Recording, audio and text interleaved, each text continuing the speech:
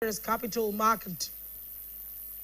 All right, on page 17, 18, Nigeria's poverty crisis is deepening because reforms are anti-people. That's coming from an economist. On the capital market page, capital market stakeholders affirm readiness as CSCS move to T+2 settlement cycle. All right, a Coronation Registrar bags triple industry award, 100 top executive to convene at Leaders Roundtable in Lagos, why advertising offers tribunal has become imperative. That's coming from the Archon DG. All right, we'll go to other stories. PDP convention, anxiety over choice of national officers. Okeogun PDP leaders reaffirm loyalty to Makinde party. All right, 2027 presidency, Ogun PDP stakeholders endorse Olawepo Ashin. All right, that story is also the Ibadan Convention. PDP crisis takes new turn. All right, on page 24, stakeholders raise alarm as drug abuse increase among secondary school students in southwest Nigeria. All right, on page 27, Nigeria-China signed deal to expand women's role in gas sector. And from there, I go to sports stories. It will be breaks Nigeria's EPL appearance record. Onachu on target for travel sponsor. Kane nets 400 career club goal. Classic car win. Nkom becomes Africa's hockey chief. And of course, Okoye returned after betting ban. Phoenix Athletic Sport Club unveil new jersey. CAF football final holds in Lagos. And on the back page, Falcon Flamingo battle for 2025 CAF award. Warri Wolves, Kun Kafilat secure away victories, shut down outclass Remo Star in Nigeria. And that's as much as will be taken from the Nigerian Tribune of this morning. Over to you from me. Thank you very much, Adesola. Here I have the Guardian newspaper. On the front page is stories on page 6. Farmers in limbo as bureaucracy stalls 50 billion naira tractor rollout. Federal government reverses policy on math as parents. Teachers protest, and that story is on page 5. ASU confirms talks with federal government team as strike enters 7th day. That's on page 4. Coup denial not enough. Stem rising anxiety, discontent. Stakeholders tell federal government. That story is on page 6. Before we move on, we have a commercial break. We'll be right back. Please stay with us. When malaria knocks you down, you can be sure parasites are having a party in your system. Welcome to our new kingdom, guys! Comel, an effective weapon against malaria.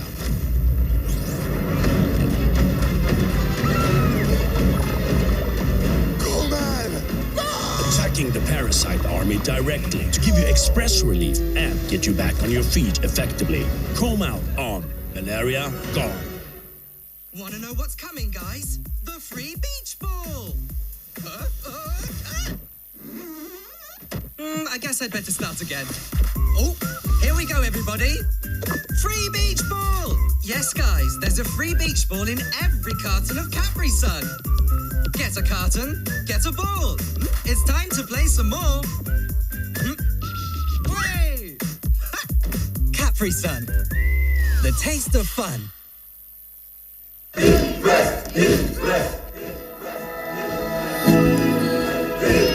Guys, food is ready.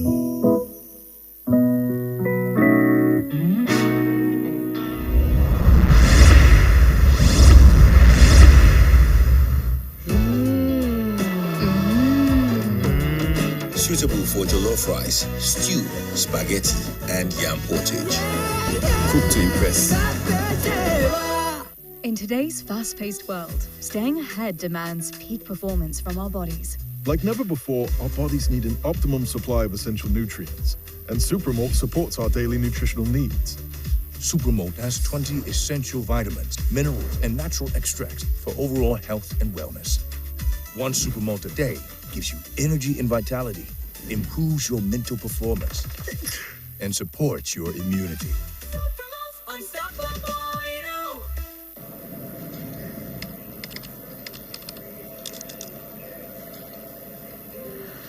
you're low on energy and need a break, give yourself a treat. Cadbury Hot Chocolate. Smooth. Crafted from cocoa, milk, and sugar. Creamy. Chocolatey. Frothy goodness. Rich taste. So satisfying. Cadbury 3-in-1 Hot Chocolate. The treat you deserve.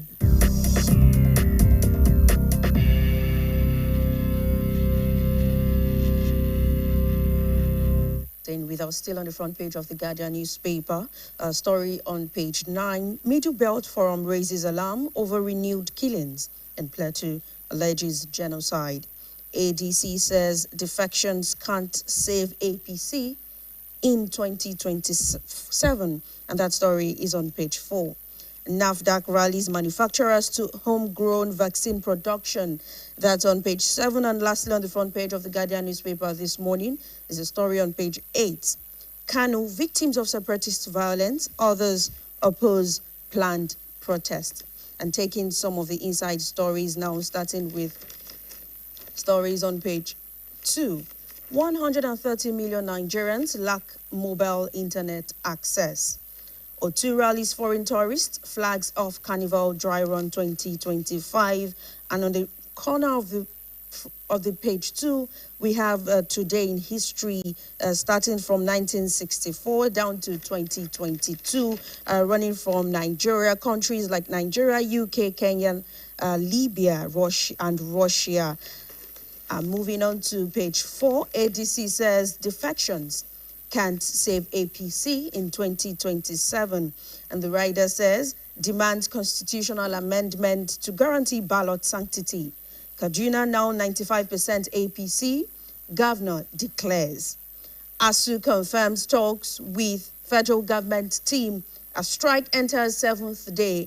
Ministry denies receiving sponsorship requests for 15-year-old math prodigy. Okay, that has been trending since yesterday, and well, it's good the ministry is coming out to talk about it. Confusion grips Southeast over free Nnamdi Kanu protest. NTOS declares correctional centers red zones. NSCDC warns against destruction of national assets. Anyanwu petitions INEC, DSS, police over forged PDP convention letter. Party punctures allegation, says claim won't stop convention. All stories on page 4. And moving on to page 5, federal government reverses policy on math as parent teachers protest. And here we have China, Nigeria-China in investment club partner to boost investment in Nigeria. Amnesty for criminals. CPPE warns federal government against compromising justice for politics. Accounts for 18.6 billion naira spent on NAS complex. Serap tells Akpabio and Abbas. Coup denier not enough. Stem rising anxiety, discontent. Stakeholders tells federal government. ADC accuses government of pushing narratives to distract Nigerians. ARG, government should not rely on military assurances alone. Rearrangement of security architecture needed. Coup rumor will continue as long as Tinubu fails to change tactics. Yoruba Ronu says, clean up Aso Villa to help your administration succeed. Oki urges. And lastly, we have democracy louder but less effective. Showumi argues. On page 7, we have Action Aid task businesses on strategic CSR to reintegrate returnees vulnerable. Blackmail Ondo government warns against attacks on governor officials. Stories on page 7. And on page 16, we have editorial, Nigerians await Tinubu's promise of state police. Nigeria at 65, a nation slides from glory to agony. That's on page 17. And on the sports stories on page 35, Sundowns whitewash NPFL champions. Remo Stars 5-1. African school games will chart growth path for budding athletes. And that's still on page 35, US, Canada, Mexico 2026 World Cup. Eagles to converge on Morocco November 9. NFF plans early camping in Rabat. And lastly, we have English Premier League. Manchester United stun Liverpool at Anfield as Villa down Tottenham. And that's all on the Vanguard newspaper this morning. We'll be right back after the weather report. Please stay with us.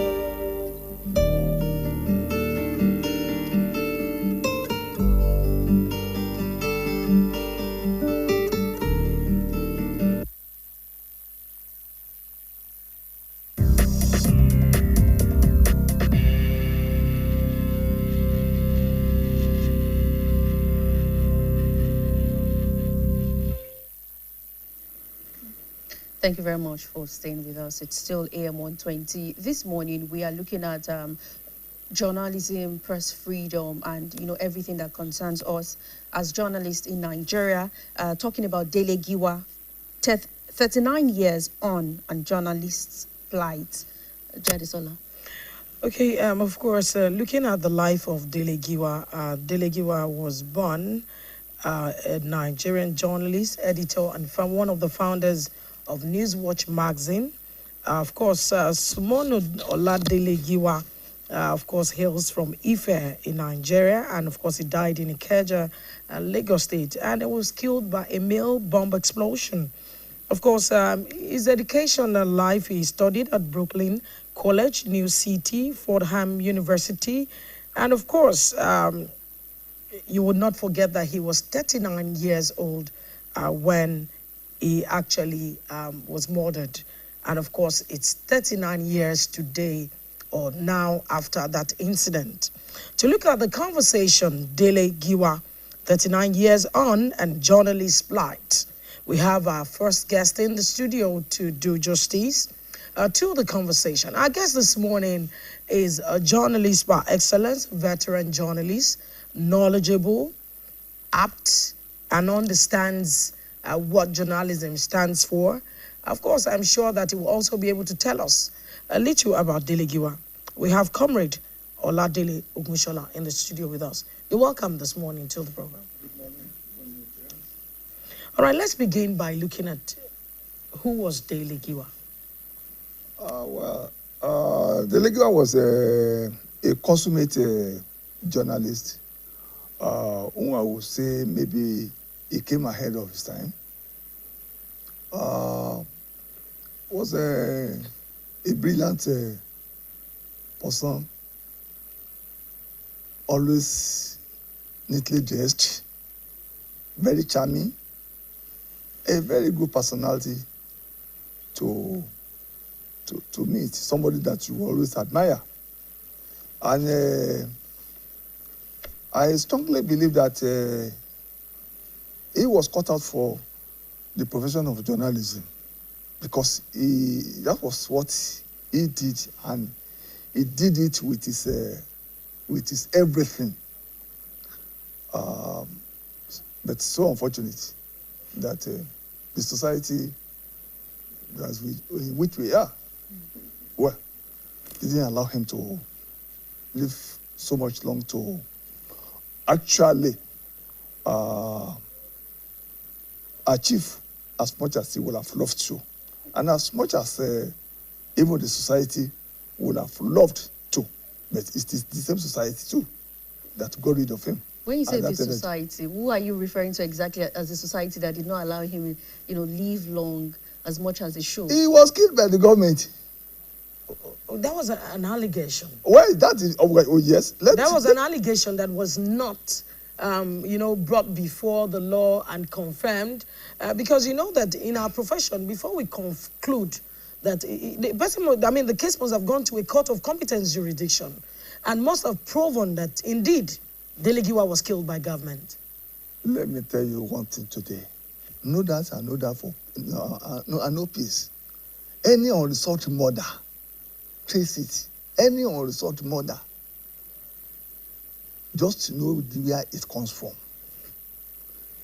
No, because when I say unresolved murder, those are the kind of the murder cases that till tomorrow you will continue to ask who kills so and so. So we continue to ask questions. Who killed Delegiwa? Delegiwa was all killed by the mass. Somebody sent him a parcel bomb. We've read a lot of books about the incident. Okay, comrade, I'd like to. Jamal Khashoggi, a journalist, was also said to have been killed by government of his country. You recall on 2nd October 2018, Jamal Khashoggi, a US-based journalist and critic of Saudi Arabia's government, walked into a Saudi consulate in Istanbul, where he was murdered. Let's go on this break. When we come back from this commercial, we will talk more about journalists and their lives. Stay with us. Don't go away. Imagine lovely meals you can cook with these ingredients. You spend heavily, but no guarantee of a tasty meal. Not making a right choice of seasoning cube can ruin your meal, money, and confidence. For a tasty meal, do not compromise. Choose Gold. Use Terra Gold for the rich, consistent taste your loved ones crave for. Good for soups, stews, and jollof. Terra Gold. One cube, endless possibilities.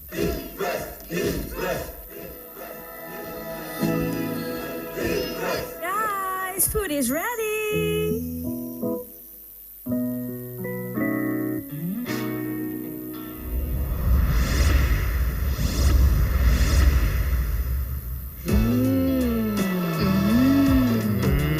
Suitable for jollof rice, stew, spaghetti, and yam portage. Cook to impress. Some say learning is fun, but as a mom, I see how demanding it can be for my child. That's why I ensure he starts every day with a cup of Bonvita. Bonvita, prepare them to win every day.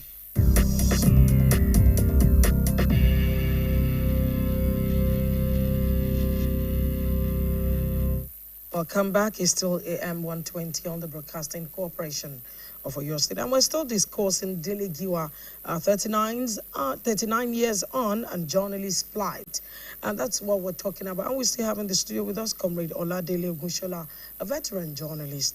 So before we went on that break, we were talking, I was referring you to Jamal Khashoggi, a journalist, who wrote against the Saudi Arabian government.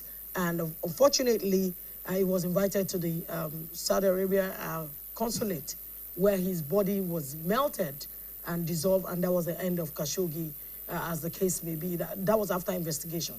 Why did I take us to that story? Because you were saying that any unresolved issue. Yeah. Now, why was it difficult for our judiciary or the agencies, security agencies, to actually trace whoever brought this letter to Delegiwa, and of course taking the issue further to the court and ensure that justice, was brought forward for him? Well, that's a very good question, and it still borders on what I've said. And it's like we are just trying to wrap it the camouflage sort of.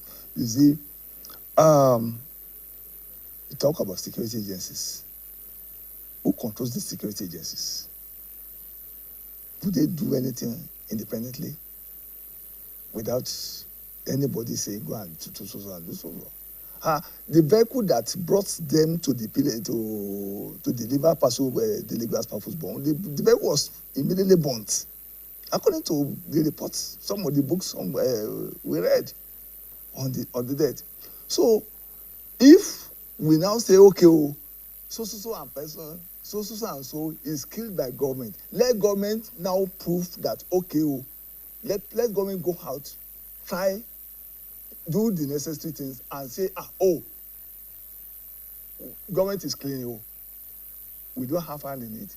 You see, okay, when the late Bola Ige was killed here in Ibadan, a top police officer was on here. She told, is a woman, she told a bewildered nation that, people, take it easy. There's no problem.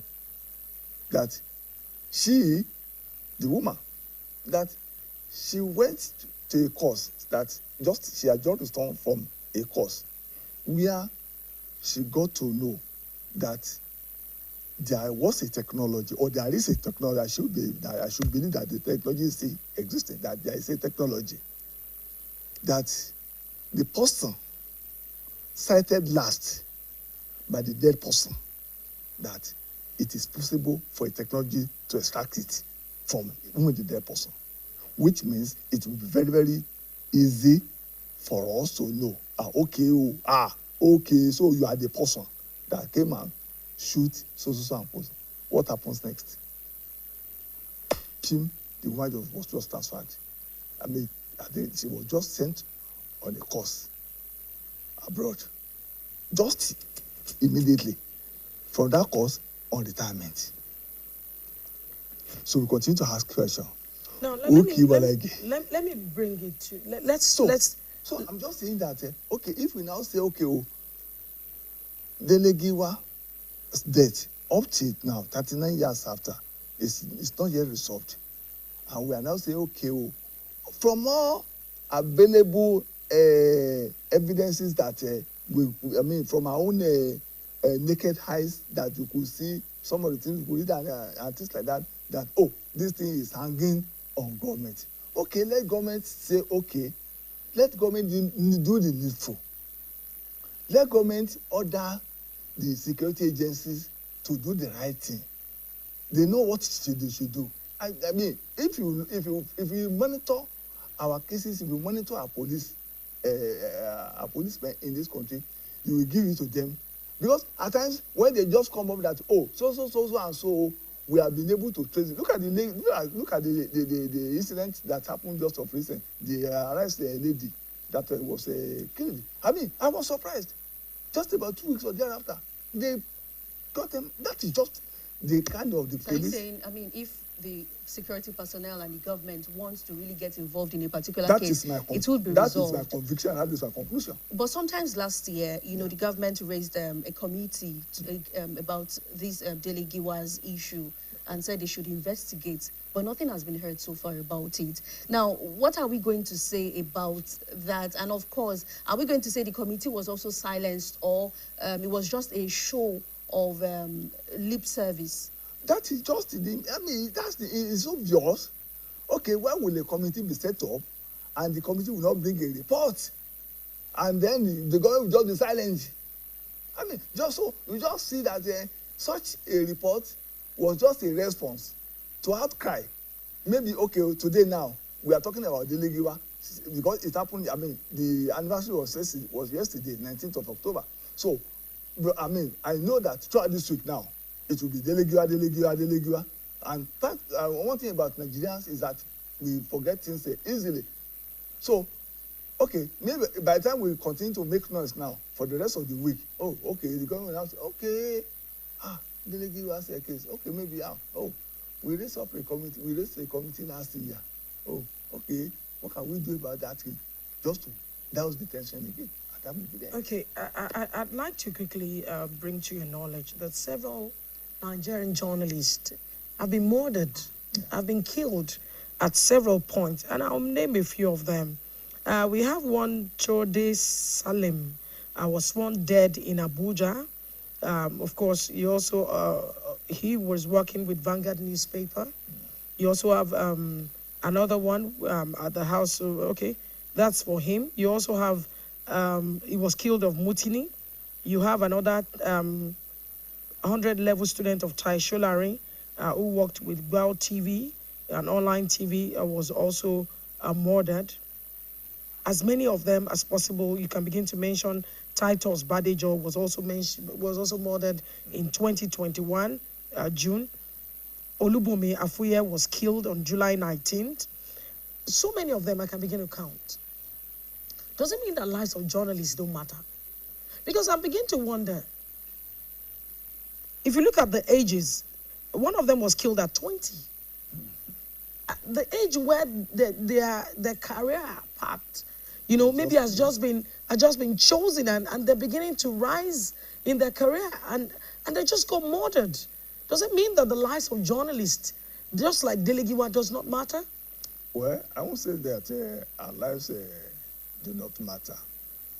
You see, but the point is this: so we have to take one thing and know and take it and just believe it. The profession is an endangered one, so to say, because the reality on ground is that those in power, those in authority, or maybe I should just say, people generally, we love secrecy. And journalism as a person, as a profession, is out to dig secrets. So already there is a conflict. So with such a conflict, there's no way that there won't be a clash, or there won't be clashes. So those are the results of what we are witnessing. So, and I think anybody going into the profession must just be sure and be ready that it is just it's not a profession like any other one, because it involves a lot of risk. We just have to admit that. It's just like a soldier going to, somebody going to the army. And you are now saying that... now, when we talk about risk and humans that are unjustly killed, we would also talk about justice. When people are being murdered in an unjust way, and you probably take it to court, or you probably ask the government to intervene, but at the long run, the families do not get the closure they need. There is no justice to whatever happened to them. What do we have to say about our judicial system on that? Well, you said that the people are killed unjustly. That is that is our interpretation as journalists. To the people that kill, the people that kill the Legiwa, they did justice in their own case. So anybody killing somebody else is doing it for a purpose, is doing it for a cause. So those that are killed, the killers are justified in their own estimation. So then the question now is that, okay, when people are killed, just as you have now said, that, okay, the next thing is for us, or it's for the society, it's for the government to rise up and say, okay, we have to defend these people that are killed, that we are, and that we those of us on the other side feel that, we are being unjustly treated, so we need justice. Okay, but the question is that the arbiter now, because already we all run to security agents, we all run to the government. So the question is that those people who killed the person in the first instance, who are they? Okay, let's go back to Delegiwa's issue. Okay. Delegiwa studied English abroad. Yeah. And he came back, of course, he worked a little, abroad, and then he came home to work at Daily Times before joining two others to establish Newswatch magazine. Delegiwa was known for investigative journalism. Yeah. And today, investigative journalism seemed to have been eroded because of fear of who's the next target. Yeah. Now, would you say that, the society is killing journalism gradually? Yeah. That's a very a very serious issue, because as I said the other time, that people love secrecy. The profession of journalism love exposition. But in a situation whereby the people that now have secrets that they want to cover, and they are covering their secrets, and those people who are supposed to go out and expose the secrets are now withdrawing. That's a serious problem for the society. In the time of Delegiwa, journalists, they had the best of time. Even I was so junior to Delegiwa in the profession of journalism, because I was still an undergraduate when he was killed. But even when I still came out, when I came out and joined, I joined the profession, I know and I still recall with nostalgic feelings the kind of treatment we had then. I started with Concord newspaper. And then, compared to now. So, in the time of Delegiwa, the enthusiasm was there, the incentives were there for you to go out and work your life out, so that you have no business, no problem looking back or thinking that, oh, what am I going to eat when I get home? Or, oh, how do I get transportation back? So then and now, what changed? But before you answer that question, we have a commercial break. We'll be right back. Good seafood is worth living for. Worried about your oil every time you enjoy your favorite meal?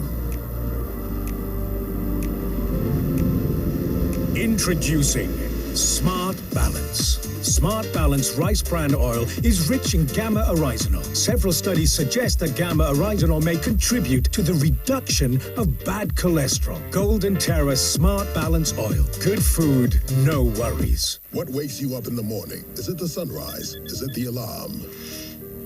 No. It's your dream that wakes you every day. It's what drives you like a powerful engine.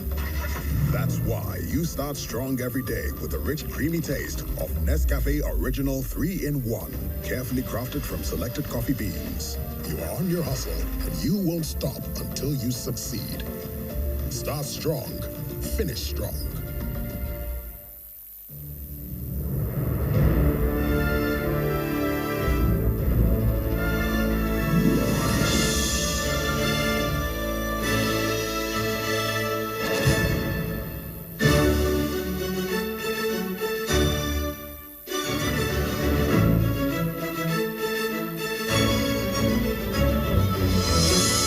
TerraCube. Unwrap joy. Unleash taste. Sonia tomato mix, stand up. Is it to open? Is it to squeeze? Is it to scoop? And is it to stir? Dishes come alive with so much taste. Sonia tomato mix, of course. Sonia tomato mix, yes sir. Sonia tomato mix, stand up. I'm in love. Oh, with you, of course, my darling. Sonia tomato mix in a new stand-up pouch.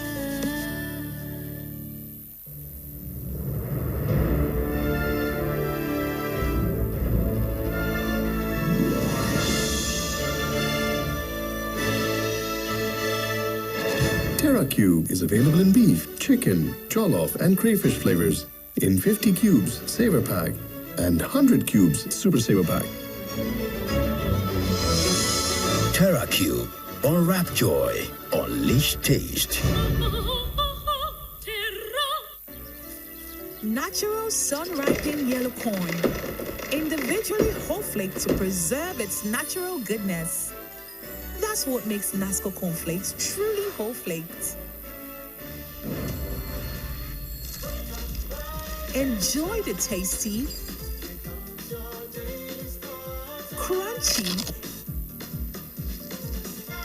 and nutritious Nasco cornflakes.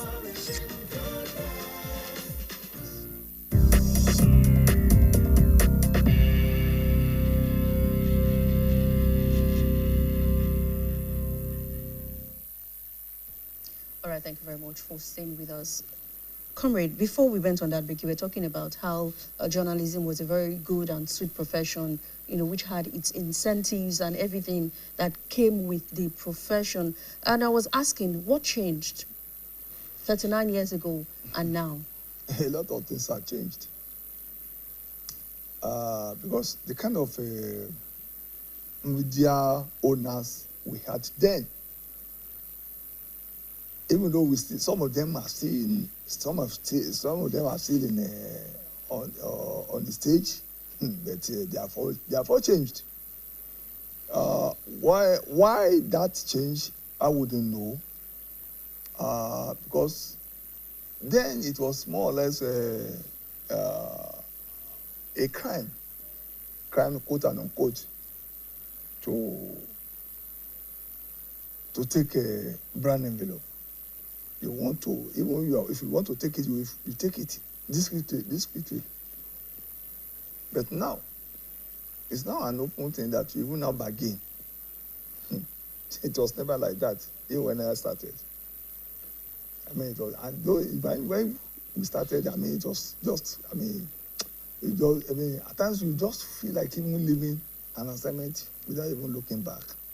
But not now. Because, as I said, a lot of things have changed. A situation whereby you now give a media owner, now gives ID card to an employee and say that, yes, I've given you me ticket, ID card, me ticket. So that means, which means you can just be going about parading your ID card to fend for yourself.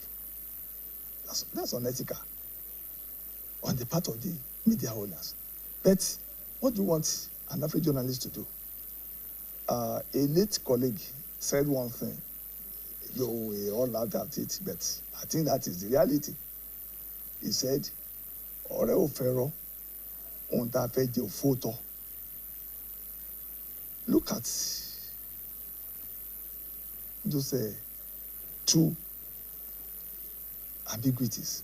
Ọ̀rẹ́ ò fẹ́ràn, your friends, they don't love lies, they don't like lies. Yet what you want to eat will not listen, will not mind anything.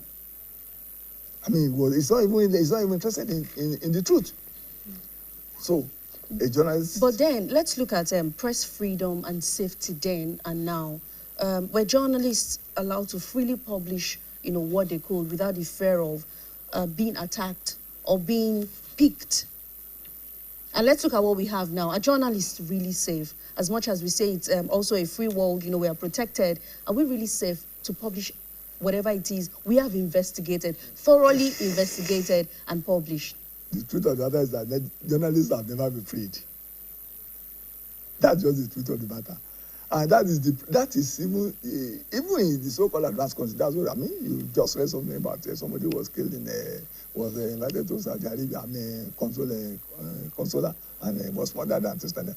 So the universal truth is that those in authority, those in power, will not want don't want to be exposed.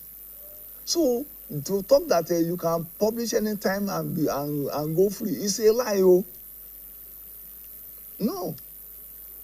Both under the military and under in the democratic setting, it's even worse.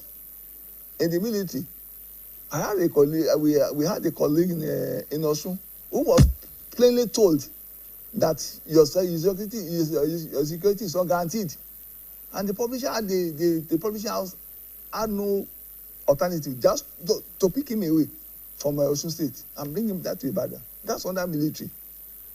Under civilian government, here in Ibadan, I was the chairman of the Crossroads Chapel then. A commissioner loosely told a reporter that, whoa, look here, your safety is not guaranteed. A commissioner under a civilian dispensation. No, we have also seen some journalists writing lies. We have seen not writing the truth, but blackmailing, not even governments now, maybe individuals, in the name of, I don't know, and such cases too are there. Because while we also look at people, I mean, yes, a lot of times while we're investigating, we're also doing our stories, our lives could be endangered. But how about where do we put professionalism in our duty, daily duty? Oh, that's part of the problem of the profession and the professionals. Because the truth of the matter is that when it comes to the profession, how many of those people even practicing the profession are genuinely in the profession because they are practitioners? How did we mix up quacks with professionals? Well, that's the problem of the employers. When because the problem is that you have your money, you float your organization, be it print or electronics, and the next thing is, okay, hello, my sister, this is my boy, oh, this is my girl. Give him, let him be working with you. Let him or I be working with you. Do we not have bodies that's supposed to regulate the profession? Where do we put those bodies? I don't think the bodies are doing much, because the bodies, especially the NUJ is more or less is too much involved in the politics of the profession than the profession itself. The politics of the profession, that is the unionist aspect of it. That's what the NUJ really faces better than the profession of journalism. So that is why the problem. So tell us in few words, how can we salvage the situation? We've seen the likes of Dele Giwa. Today, 39 years after, we're telling the stories. He died at 39. Yeah. How can journalists practice professionally and still, have their lives intact? I mean, while the work continues to go on peacefully. That's a very difficult question to answer, because the reality is that I don't see the people in authority changing, and they are the same. If you say this one is bad today, let the other one come there tomorrow. They are the same. All right. And so I don't see any of them giving us a guarantee that, oh, under my administration, under my regime, oh, you are going to be free practicing your profession, doing everything you like to be doing with your profession. No, because as I said, but the key thing is that they want to be secretive as much as they want to do. And because, especially in this kind of a society where there are a lot of so many vices, so they don't want to be exposed. And here you are a journalist, you want to expose them. So there's no way by which they can allow us to be free. Okay, based on your experience now as a veteran journalist, was there a time, or maybe you take us through any moment or any era where journalists were free to publish, air their opinions, air their voice, and without fear of being witch hunted or without fear of being handpicked by anyone of the government? I don't think such era has ever existed, though. I don't think so. Because if you publish and you are not apprehended for whatever it is, it's just because you are lucky, or maybe you are just because in most cases, it may not even be the problem of the leader. Those are the top. It will be the problem of the people around him. Let me give you an instance. Personal experience. I wrote a story for Sunday Concord. That was 1997. I remember. There was this committee, a traditional committee during the time of Abacha. the late, I think, Lieutenant General Jerry Husseini was their chairman. You can imagine that's part of the problem with the military. Chairman Jerry Husseini, chairman of Traditional Rulers Council of Nigeria. So they came for a meeting in Ibadan, a conference, so to say, from all over the country, Sultan, anybody, Igbo, all of them, they came. The program was held at Premier Hotel. After the program, I think it was on a Thursday or Wednesday, so they stepped over. So on Friday, so usually you know that, and Friday, journalists always feel that, it's a free day. But some of just out of curiosity, very few, maybe about, I don't think more than 4 or 5 or so, we just came around the governor's office, say we want to have the communique of the conference. So immediately we just got there. I think it was Usman. Late Ahmed Usman was the administrator then. And so the CPS then just came there. Okay, gentlemen, please, let's go. So in the bus, up to the government house. When we got to government house, we went to the presidential lodge, where we met Lieutenant General Husseini, already even reading the communique. NTA everybody was there, but we were just few. The print journalists were few. So we listened, got a copy of the something. So from there, we off to airport. When we got to the airport, we met Sultan.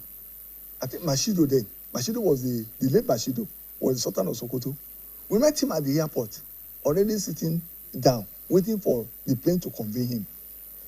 So immediately Jerry Husseini came. He rose to come and meet us at the tarmac. So when he came, they were conversing in Hausa. I didn't hear Hausa language, just like every other person. But the security was so relaxed that we were just side by side with all of them.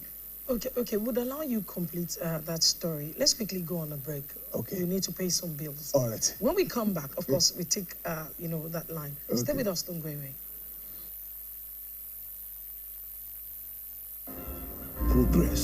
Progress no dey happen just like that. It dey come from support when you need am. Mommy, I got the school fees. You too much. Na money point. Money point, thank you. Customer, na transfer, abi? Confirm. Bro, na transfer. Na money point, okay? Oh, na confirm. Progress na peace of mind when you know say payment go land as sure banker.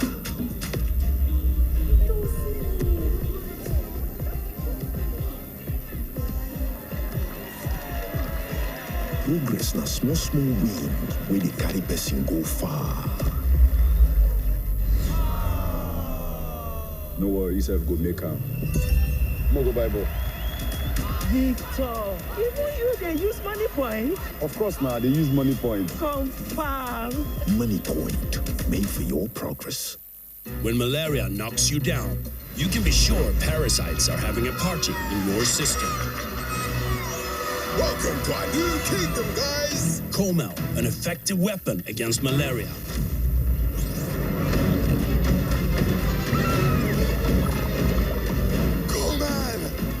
Attacking the parasite army directly to give you express relief and get you back on your feet effectively. Comel on, malaria gone.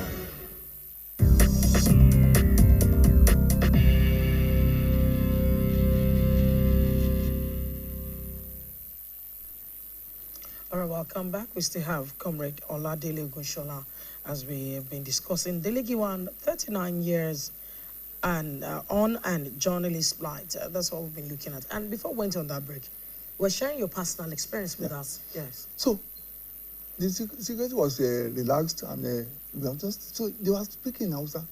I didn't hear Hausa language. So the next thing we saw was that Sultan moved back to his seat. And the aircraft that brought Husseini came and took Jerry Husseini, and they went away with his fast. This is a story now. So we got back. It was on a Friday. So we all went back to our offices. I remember that a friend of mine came from Tribune, Sanya. So we all went away. So when I got to the office, I wrote the story that Sultan was stranded after Traditional Council's meeting. Sultan stranded. So because of the relationship of our newspaper then with the government, because Abiola was incarcerated, so we had running battles with government. So my people in Lagos, they injected another thing into the story, that even the what do we call it, the dinner they served the previous night, that the dinner was boycotted, which was not true.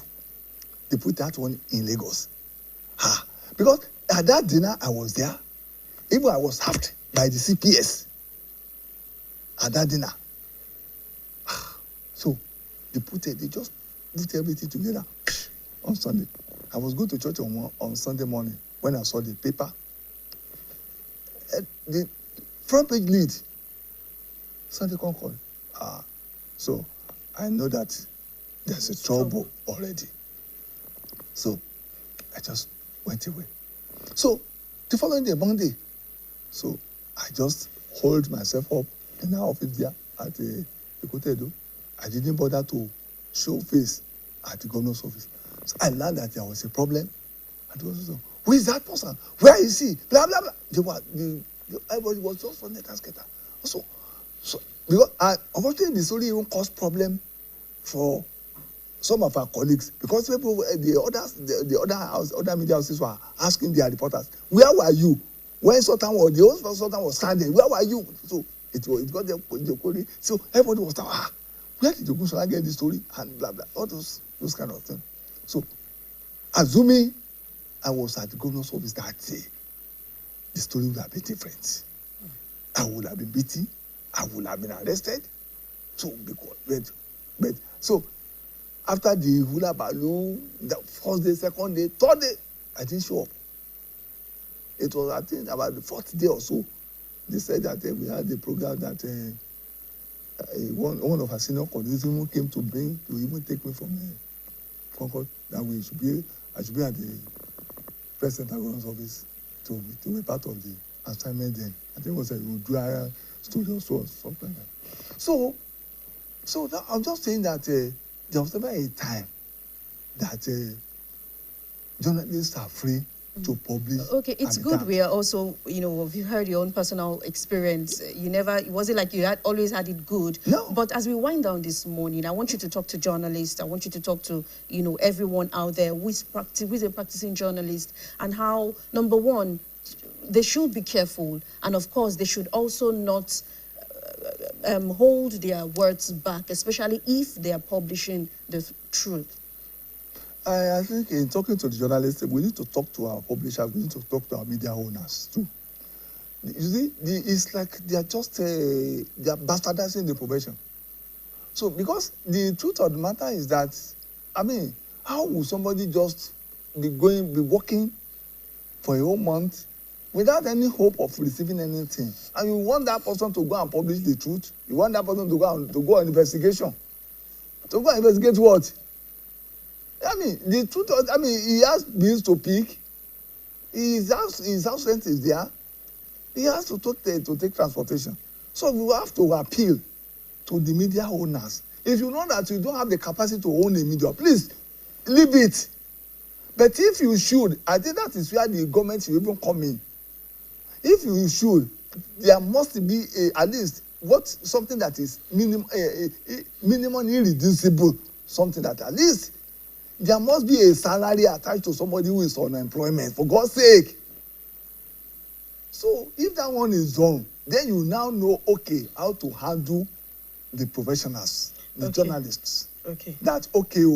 If you know that this profession is not fit for you, please get out. Okay. On that note, we want to say a big thank you to Comrade Oladele Ogoshola, who is a veteran journalist. He has shared the wealth of his experience on the job with us. on, of course, Delegiwa, 39 years on, and John Lee Splight. Thank you very much for being part of the program this morning. It's a pleasure. We appreciate you. Thank All right, you. we'll go on a break. And when we come back, of course, our second guest is waiting to join us. Stay with us.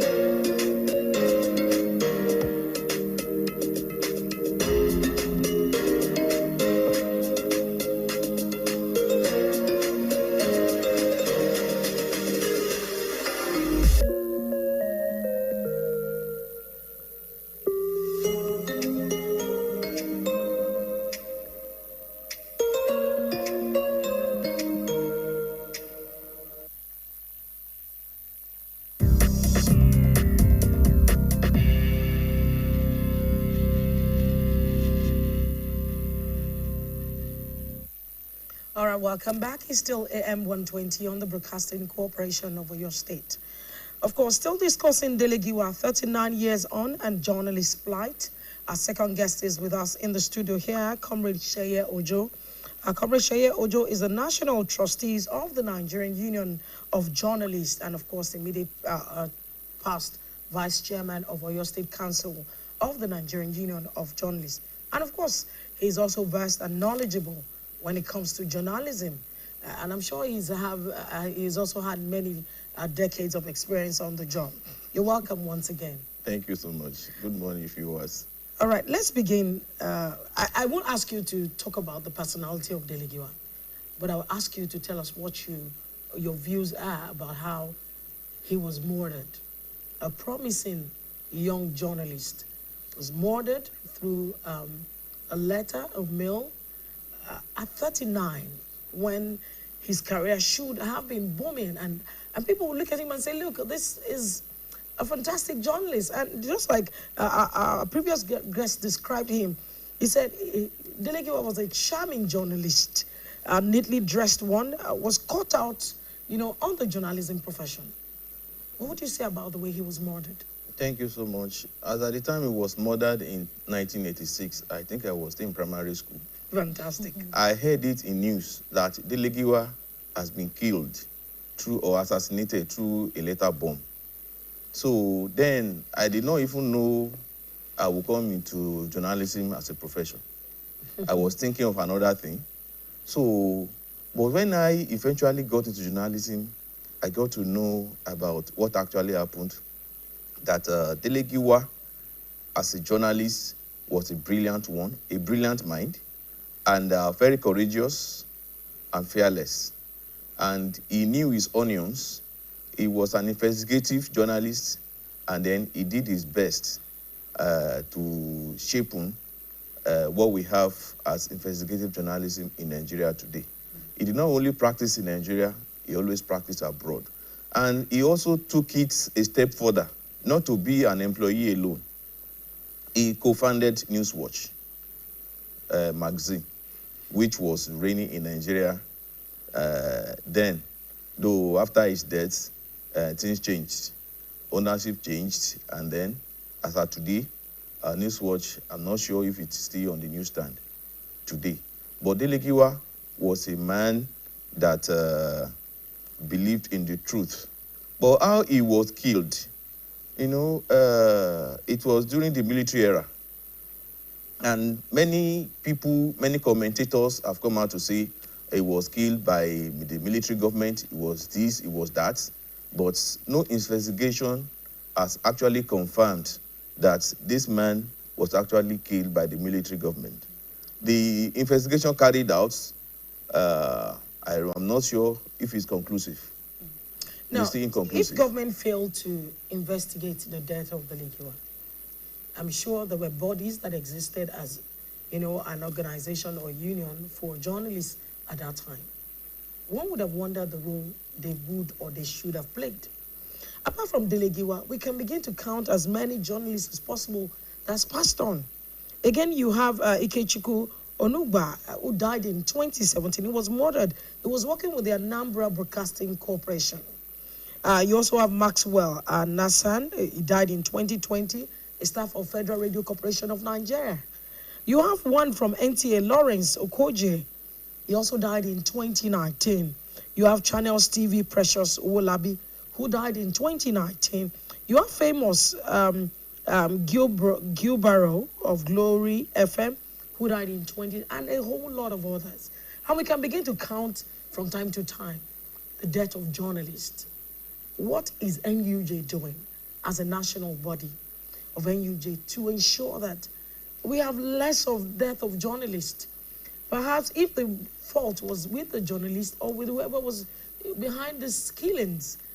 But before we go on that, response, let's go on this commercial.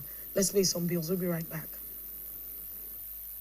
In today's fast-paced world, staying ahead demands peak performance from our bodies. Like never before, our bodies need an optimum supply of essential nutrients, and Supermalt supports our daily nutritional needs. Supermalt has 20 essential vitamins, minerals, and natural extracts for overall health and wellness. One Supermalt a day gives you energy and vitality, improves your mental performance, and supports your immunity. Good, tasty food is worth living for. Worried about your oil every time you enjoy your favorite meal? Introducing Smart Balance. Smart Balance rice bran oil is rich in gamma-oryzanol. Several studies suggest that gamma-oryzanol may contribute to the reduction of bad cholesterol. Golden Terra Smart Balance oil. Good food, no worries. Sonia tomato mix, stand up. Is it to open? Is it to squeeze? Is it to scoop? And is it to stir? Dishes come alive with so much taste. Sonia tomato mix, of course. Sonia tomato mix, yes sir. Sonia tomato mix, stand up. I'm in love. Oh, with you, of course, my darling. Sonia tomato mix in a new standard pouch.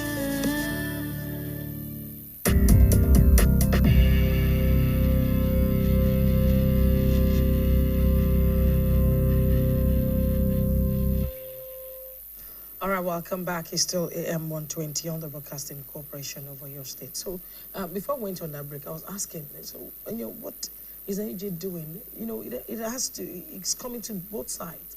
On the part of persons who murdered journalists, people needed to understand the role of journalists in the society. Again, journalists, about professionalism, because again, sometimes what we write also endanger us.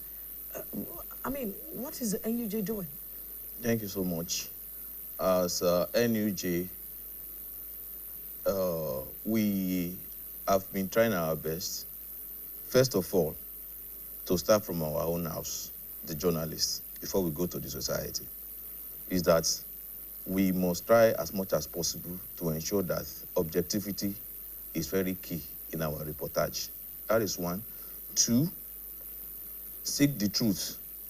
Don't try to blackmail anyone. If you try to blackmail anyone, then there will be consequences. Be that as it may, and to the society. The society, I want you to know that journalists are purveyors of information. Imagine if there are no journalists, the entire society, the world will be in total darkness of information. And we have been doing that. And as a body in NUJ, as NUJ as a body, you know, we have been meeting with critical stakeholders to ensure welfare of journalists, protection of journalists. And even every November 2nd, it was the activism of NUJ, not NUJ alone, because NUJ is part of African journalists and the world body of journalists. So the United Nations has set aside every November 2nd as International Day to End Impunity of Crime Against Journalists. We celebrate this every year, and then on such occasions, we investigate if we some bodies, how many journalists were killed in 2024, how many were killed in the past 5 years, 10 years, and then at times we meet with head of security agencies to help us talk to their rank and files. You know, when you meet senior security officers, you know that they are humane, they think straightforward, but when you meet those at the lower cadre, most of the times they are the one committing the atrocities. But we are meeting with them. Rome was never built in a day. You know, as time goes on, everything will be normalized. And, okay. Yeah, go ahead, please. And again, NUJ, as we are saying, NUJ is both a trade union and professional body. As a trade union, we are an affiliate of the Nigeria Labour Congress, and we work hand in hand with NLC to resolve gray areas. But journalists, I will advise, don't die because of any story. If you think one story is the biggest today, when you stay alive, you will report another one that you don't know that is the biggest. That the one you think is the biggest is actually the bigger one. I also want you to talk to you've talked about journalist safety and how NUJ has been able to come together with security agencies to make sure journalists are safe. But what about erring journalists who there are journalists, just as you said, who are so quick to publish reports without confirming. They just want to be the first to break the news without confirming. But how have you also been able to make sure or to bring to book erring journalists who publish false reports, false news, and who blackmail people, who commit these atrocities? What do you do to such journalists as a body? As a body, it is not every journalist that is practicing in Nigeria that is a member of NUJ. Actually, there are some media organizations that do not allow the journalists working in their organizations to join NUJ. So what can we do? Then, NUJ as a body, we can only have dealings with our members. What about those that are not our members? And those people called citizen journalists.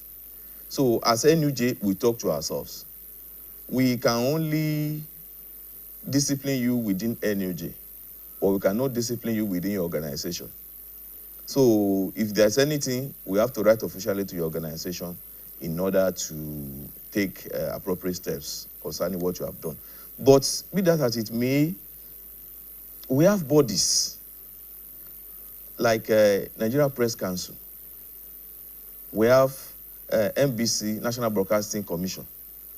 They are in charge. If you are working with a radio station or a television station and you have said what you are not supposed to say, then the NBC will come up to find the organization.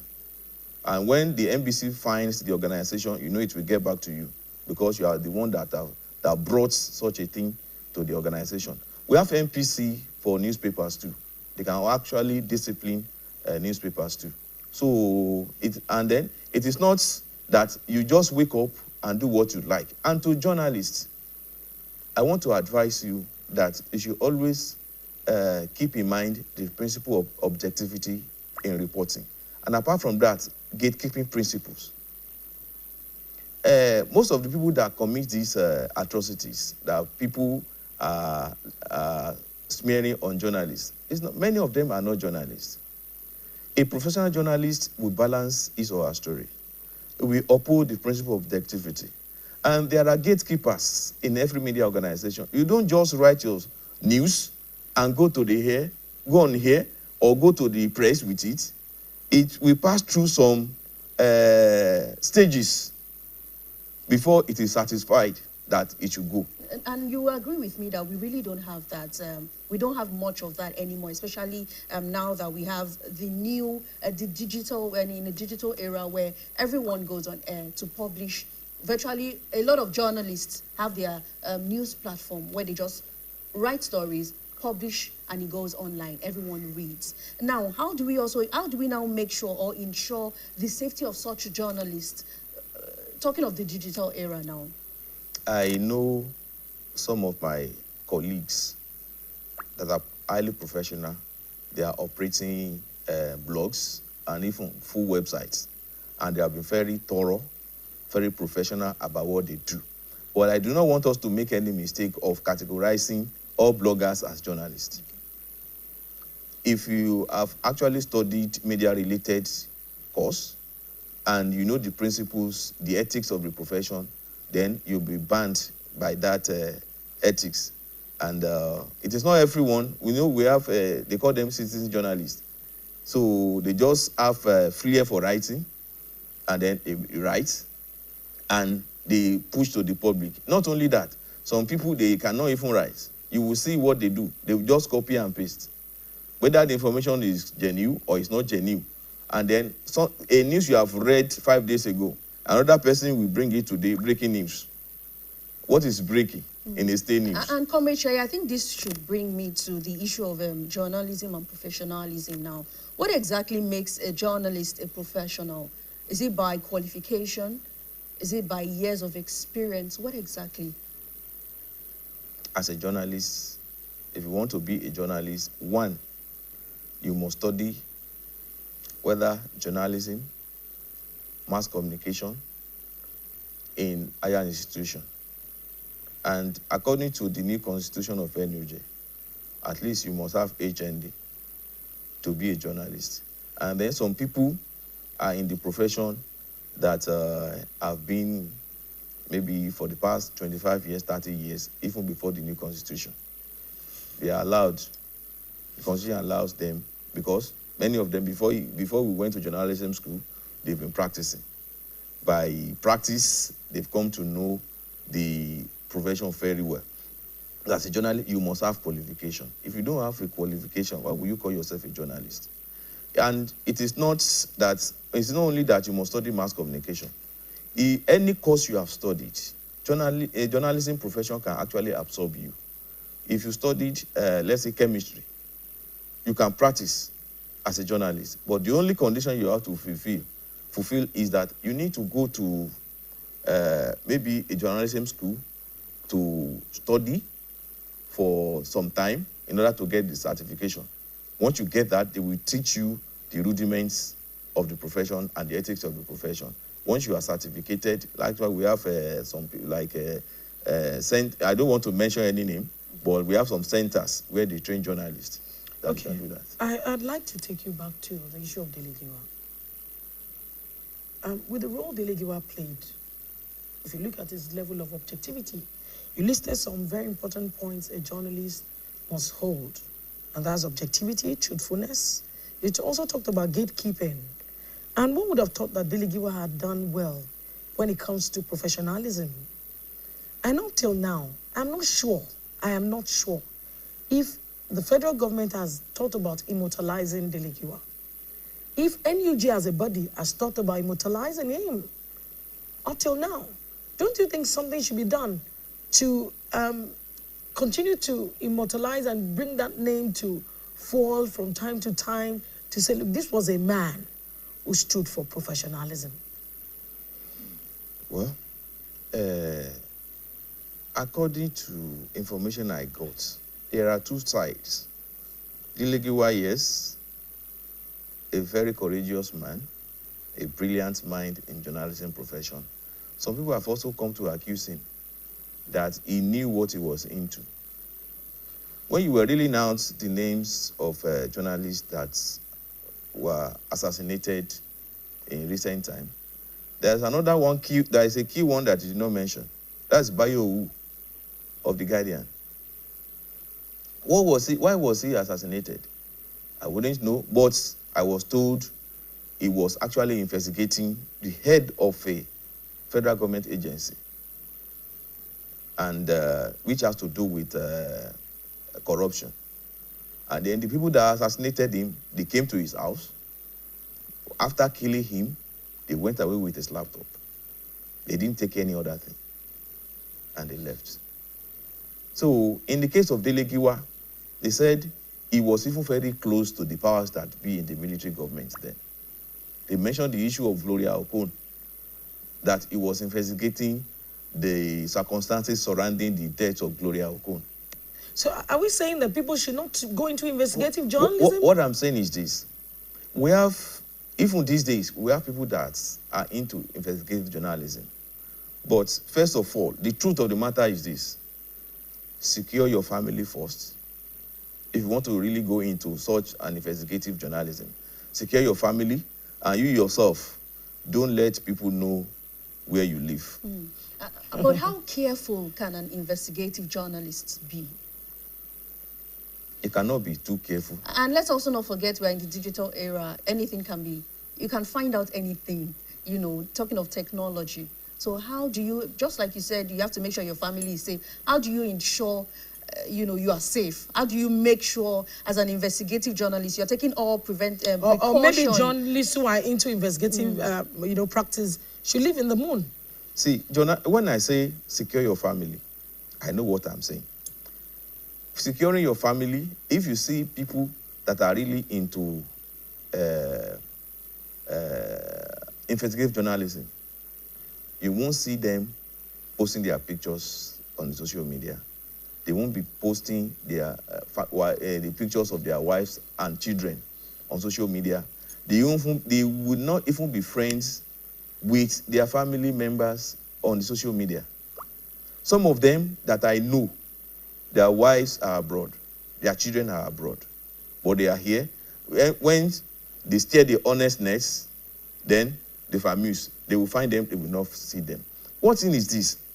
You know, you cannot really know the construction of the mind, as Julius Shakespeare said, by looking at the face alone. People that you want to investigate, they are holding things that they do not want to come to the public, and you want to expose them.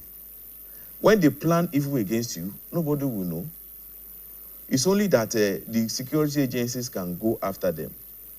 And if it's not that you are investigating the government, then it is not easy for private individuals to actually track you as an investigative journalist. Coming to that, if you look at the story of Jamal Khashoggi, who, the US-based journalist who was writing about Saudi Arabian government and was murdered. Trust me, he didn't want to go back to Saudi Arabia, but he was murdered on the soil of the United States of America. He tried to be very careful, but look at the way he was killed. He was invited to the consulate. He went into the consulate and never came out. And when investigations were done, it was discovered that his body was melted with a chemical. And so look at that. You can never be careful. I said So it. are we saying that, because this is killing the morale of people who want to go into investigative journalism. In fact, when you first told the story and said you were in primary school when Delegiwa was killed, I was expecting you to say, oh, immediately I heard he was killed, I decided I was not going into journalism. Maybe you were forced into it, based on the fears that someone was practicing and he was killed.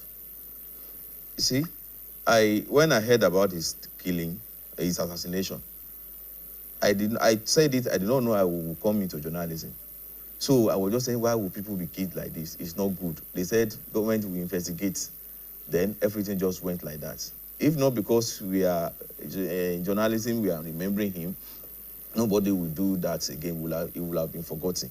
But his brilliant contributions to the profession will never make journalists to forget him. And the way he was murdered. And maybe we should be closing to 70 years now, if he's still alive. So, and then concerning assassination of journalists, as an investigative journalist, you are like a soldier. When you want to go into it, you must have signed your life. With who? There's no protection for your family, no You security. may come out of it alive, and you may not come out of it alive. That's why we always say, 50-50 chance. journalists, if you are investigating, be very careful. Now, Don't die because of any story. Let's look at the welfare of journalists. Journalists' welfare, nobody cares. When doctors are going on strike, we talk about it. When lecturers are going on strike, we do solidarity with them. But nobody is, doing solidarity with journalists. We don't even talk about our own problems. We don't even celebrate ourselves as much as we celebrate others. What do you think is actually wrong with our profession?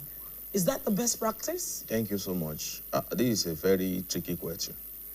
And let me approach it this way. I would say there is nothing much wrong with our profession, journalism. But the people that are into the profession, they are the ones that we should check. If we let's take it, for instance, there are some unseen hands that are controlling the content of the media, whether broadcasts, new media, or print. We talk about ownership influence. We talk about economic interests. We talk about business interests. Gone were the days when journalism was a social service. Today, it is a business. And look at the proprietors of media organizations that we have. Many of them are in the business to make money, to make profits, not social service alone. And not only that, it's not only that they want to make profits alone. Their employees, they have to pay them salaries. Then, if you are working with a radio station or a television station, or even print, how much, if there is no power supply from the distribution company, how much will the organization spend on fueling their generator in a month? Then, not only that, for newspapers, a roll of newsprint, that's the papers that we used to print newspapers, used to be 25,000. Now it's millions of naira. How do you do that? You have to pay salaries. You have to do this and you have to do that. And that is why at the strategic level, at the national body of NUJ, actually spoke with the national president of NUJ, Comrade Alassane Yaya, yesterday night after I got invitation to come for this program. I'll be going for this program and I'll be speaking on behalf of NUJ. I need to carry you along. And then we rubbed minds together. And I know, not that he told me, it's something that he promised that he would do when he became president. And he has become the president now. We have media enhancement bill that we ensure that journalists that are practicing in government organizations and those that are working in private organizations as well, they will be taken care of very well. The bill is being worked on, and when it is signed into law, then it will benefit every journalist in Nigeria. That is one. Number two, the national president about a week or 2 weeks ago also met with Minister of Health and also later the Director General of National Health Insurance Agency for health insurance cover for all journalists in Nigeria. This is still in progress. And then as it goes, we inform journalists and all of us will benefit from this.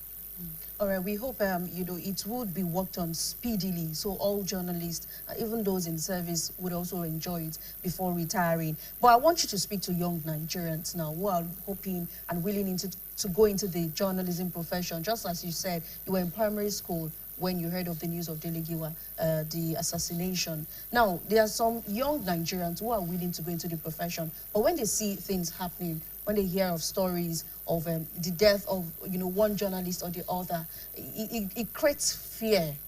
It creates that gap. What would you like to say to them, and how do you think they should go on with that dream of being a journalist? I would say to the young Nigerians that want to come into journalism to practice as journalists, if you are looking for quick money, don't come into journalism. Money will come, but you have to build your name first. Build your reputation, then build your integrity. Work hard.